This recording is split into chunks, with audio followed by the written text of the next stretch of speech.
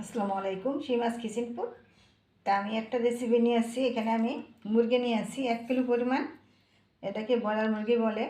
তো ব্রয়লার মুরগিটা আজকে আমি একদম ভেজে কড়কড়া করে আজকে আমি আলু দিয়ে রান্না করব। তারপরে আমার ফুল ভিডিওটা দেখতে থাকুন। এখানে আমি ছোটো ছোটো 3টে আলু নিয়েছি এবং ব্রয়লার মাংস দিয়ে আমি একদম কষাইয়ে ভাজে ভাজে করে আমি রান্না করব। তারপরে আমার ফুল ভিডিওটা দেখতে থাকুন। আশা করি আমার ভিডিওটা আপনাদের খুবই ভালো লাগবে। যদি ভালো লেগে থাকে আমার চ্যানেলটাকে লাইক কমেন্ট করে আমার পাশে থাকুন, এবং যারা নতুন হয়ে আসেন, নতুন ভাইয়েরা, তাদের কাছে একটি রিকোয়েস্ট, আমার চ্যানেলটাকে সাবস্ক্রাইব করে আমার পাশে থাকুন। তো চলুন যে আমি কীভাবে দেখাবো। তো আমি এখানে একটা প্যান বসাইছি, প্যানেতে আমি তেল দিছি। এটাতে আমি মুরগির মাংসগুলো আগে ভেজে নিব, আর এটাতে আমি তেল দিয়েছি, এটার মধ্যে আমি আলুগুলো আগে ভেজে নেব। এখানে আমি আগে একটু হলুদের গুঁড়া দিয়ে দিব, অল্প একটু দিব লবণ।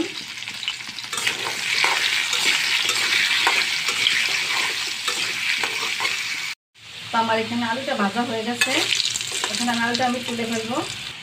ওই তেলে আমি একটা গরম মশলা দিয়ে দিব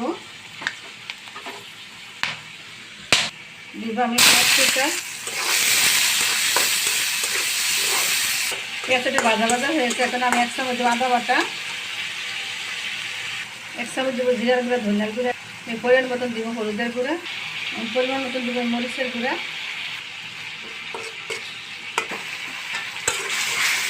মশলাটা কষানো হয়ে গেছে। এখন আমি একটা টমেটো কুচা দিয়ে দিব।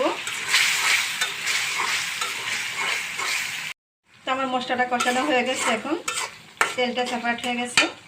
এখন আমি মুরগির মাংসটা আমি দিয়ে দিব ভেজে রাখা।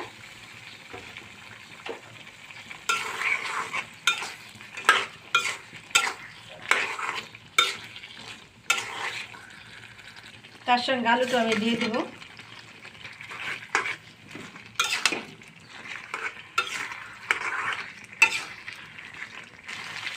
তো মুরগির মাংসটা আমি এখানে 15 মিনিটের মতন কষিয়ে নিচ্ছি। এখন এখানে আমি গরম আলুর পানি দিয়ে দিব।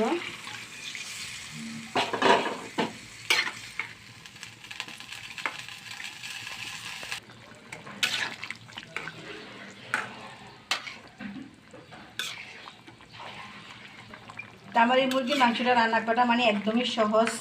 অনেকে আছে কিন্তু ব্রয়লার মুরগি বা পোলট্রি মুরগি কেউ খেতে চাচ্ছে না। তো যদি এইভাবে যদি আপনারা যদি ভেজে যদি রান্না করেন, তাহলে আমার মনে হয় যে খুবই ভালো হবে এবং খেতে ইচ্ছা করবে। এখানে আমি কিন্তু গরম মশলাটা দিচ্ছিলাম না, এখন গরম মশলাটা আমি দিয়ে দিচ্ছি।